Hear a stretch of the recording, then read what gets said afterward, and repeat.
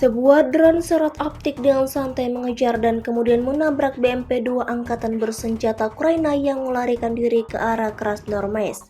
Rekamannya ramai beredar di media sosial Telegram pada Sabtu 9 November 2024. Anggota militer Vladimir Putin terus bekerja sepanjang hari, membasmi semua kendaraan militer musuh yang teridentifikasi.